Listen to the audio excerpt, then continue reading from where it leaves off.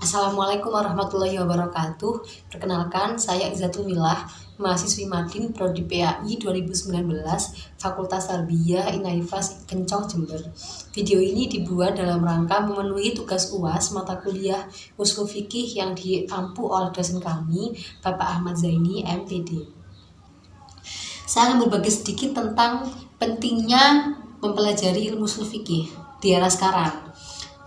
Sebelum itu saya akan mengulik sedikit tentang apa sih ilmu ushul fikih itu.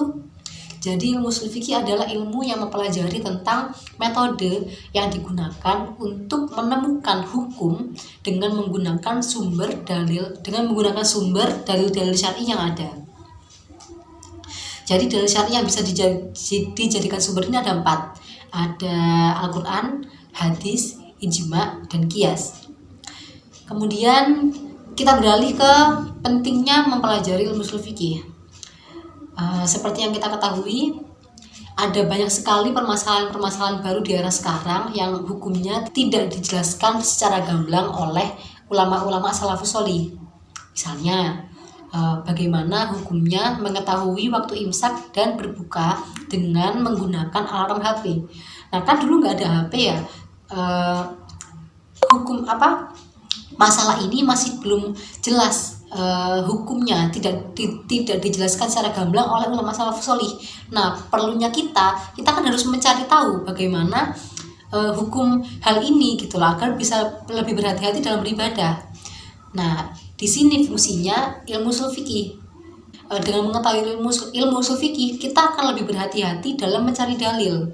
Apalagi di dalam Al-Quran itu ada ayat-ayat mutasyabihat, yakni ayat-ayat yang makna sebenarnya itu berbeda dengan arti harfiah ayat tersebut. Sebagaimana dalam bahasa Indonesia itu kan ada majas. Dalam bahasa Indonesia ada majas, di mana arti sebenarnya dari kalimat tadi itu berbeda dengan maksud yang terkandung. Misalnya, contohnya tangan kanan pemimpin. Kan itu tidak diartikan secara harfiah kan. Tangan kanan pemimpin bukan tangan kanannya pemimpin, bukan, tapi yang dimaksud adalah orang kepercayaan pemimpin. Nah, di dalam Al-Quran juga ada ayat-ayat yang seperti itu, yakni ayat-ayat mutasyabihat tadi. Contohnya ayat yadullahi fawqa aydihim. Nah, ayat ini jika diartikan secara harfiah itu artinya jadi begini: tangan Allah berada di atas tangan manusia.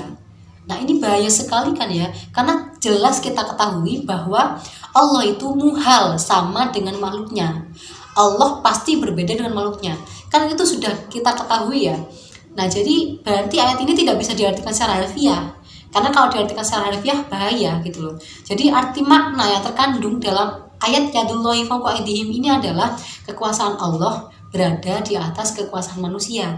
Jadi yadun tidak diartikan tangan, tapi yadun diartikan dengan kekuasaan, seperti itu. Nah, dengan mengetahui ilmu ushul fikih, kita bisa lebih berhati-hati gitu loh, berhati-hati dalam mengambil dalil.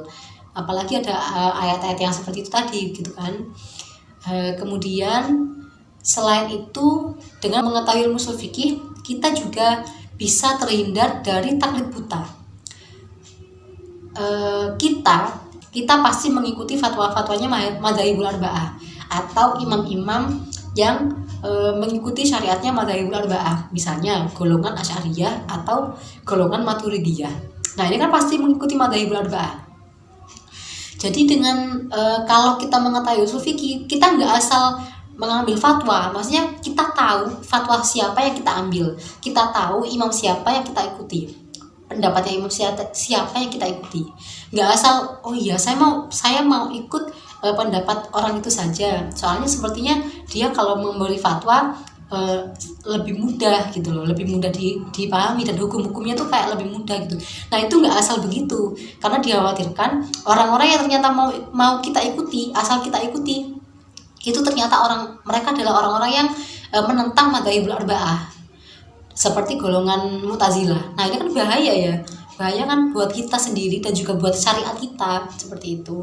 Jadi nggak asal comot dalil dan juga nggak asal mengikuti nggak asal taklid gitu loh. Kalau bisa paham tentang ilmu ushul fikih itu seperti itu gitu loh.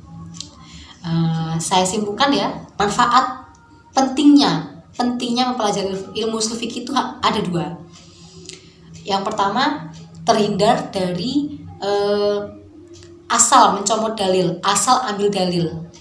Yang pertama itu. Yang kedua, terhindar dari taklid buta. Jadi dengan berhati-hati dari dua hal ini, kita bisa lebih menjaga syariat kita, agar syariat kita tuh bisa lebih benar gitu loh. Kita bisa mengikuti ulama-ulama yang seharusnya kita ikuti begitu loh, kayak madzhabul arba'ah tadi, atau ulama-ulama yang mengikuti madzhabul arba'ah. Jadi nggak sembarangan gitu loh, dalam mengambil hukum itu tidak sembarangan gitu. Sekian dari saya. Sebetulnya ada banyak ya manfaat-manfaatnya, tapi saya hanya menyebutkan dua saja. Cukup sekian saja. Saya akhiri. Wassalamualaikum warahmatullahi wabarakatuh.